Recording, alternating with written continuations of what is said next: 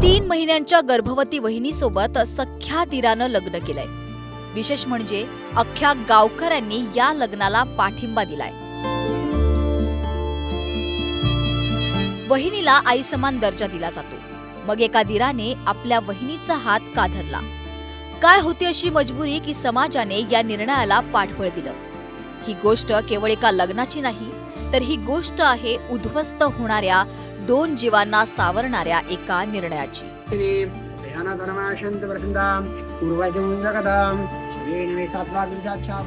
नांदेड जिल्ह्यातील भारसवाडा गाव. याच गावात 7 महिन्यांपूर्वी एक विवाह सोहळा पार पडला. संतोष धनुरे आणि शीतलचा. संतोष हा अत्यंत गुणी पोरगा. मच्छी विक्रीचा व्यवसाय करून संतोष आपल्या कुटुंबाचं पोट भरत होता. सगळं सुरळीत सुरू होतं. शीतल 3 महिन्यांची गरोदर होती. पण इतक्यातच नियतीने डाव टाकला. रस्त्याच्या कडेला मच्छी विकणाऱ्या संतोषचा अपघाती मृत्यू झाला.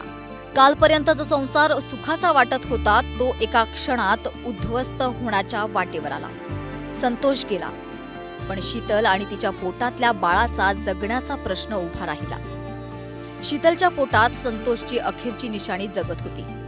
बापाला गमावलेल्या त्या निरागस बाळाला नाव कोण देणार? समाजात वावरताना त्या माऊलीला आधार कोण देणार? हाच प्रश्न अनेकांना पडला. नेमकं इथेच माणुसकी आणि संवेदनशीलतेचा कस लागला. गावातील सरपंच आणि गावकऱ्यांनी एक धाडसी प्रस्ताव मांडला. तो प्रस्ताव होता संतोषचा धाकटा भाऊ राजेश्वर याने शीतलला पत्नी म्हणून स्वीकारण्याचा. तेचं लग्न 7 महिन्यापूर्वी झालं होतं. संतोष मच्छी विकायचं काम करत होता. राहाटी म्हणून एक गाव आहे परभणीपाशी. त्या गावाला मच्छी काय गेला, रस्त्याच्या कडेला बसला होता. भरधाव बोलेरोने येऊन त्याला उडीलं. त्याचा दवाखान्यात नेलं की डॉक्टरनं मृत्यू घोषित केलं होतं त्याला. त्याची 7 महिन्यापूर्वीच लग्न झाल्यामुळं त्याची ही पत्नी आहे शीतल 3 महिन्याची प्रेग्नेंट होती. त्याचा कोर्स चालू होता. 3 महिन्याची प्रेग्नेंट होती. आता करता पुरुष ते एकटंच होतं घरामध्ये. चांगलं लय शांत सेमी सगळ्या गावाचं प्रेम असलेला मुलगा होता. आता सगळ्याचं त्या पाहुण्या रावळ्याचे काही जुनी परंपरा रूढी परंपरेमुळं थोडी अडचण येऊ लागली.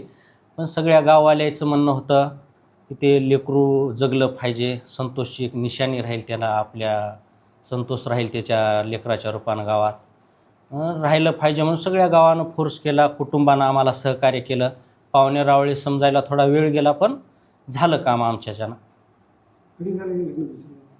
हे दुसरं लग्न आमचं 5 तारखेला झालं. ह्या 21 तारखेला डेट झाली संतोषची. 5 तारखेला सगळं गावानं मिळून लग्न केलं. हां, गावकऱ्यानं सगळ्या संमतीनं, गावाच्या संमतीनं. ते आधी गावाचं ठरलं आमच्या की बा असं करून जाऊन त्याच्यापासून प्रस्ताव मांडूत आपण. ऐकले तर सगळेजण जेच ऐकत आहे त्या पद्धतीनं सांगू समजून.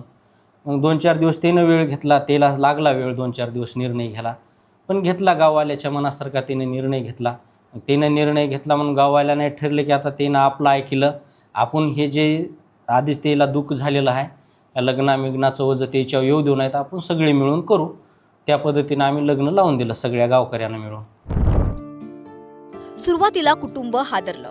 समाज काय म्हणेल ही भीती मोठी होती. पण राजेश्वरने विचार केला आणि त्याने वहिनीचा हात धरला. त्याने भावाच्या शेवटच्या निशाणीला पोरकं होऊ दिलं नाही. हे लग्न वासनेचं नव्हतं, तर एका कर्तव्यपूर्तीचं होतं. विशेष म्हणजे समाज काय म्हणेल म्हणणाऱ्या त्याच गावकऱ्यांनी या लग्नाचा संपूर्ण खर्च उचलला.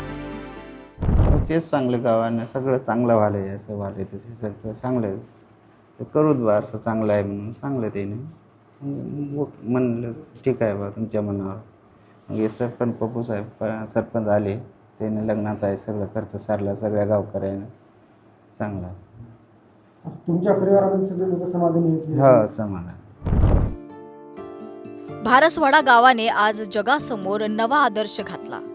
जेव्हा आयुष्य उद्ध्वस्त व्हायला लागतं तेव्हा जुन्या रूढींपेक्षा माणुसकीला महत्त्व देणं किती गरजेचं आहे हे या घटनेतून सिद्ध झालंय. 2 जीवांना सावरणाऱ्या या निर्णयाला न्यूज 18 मराठीचा सलाम.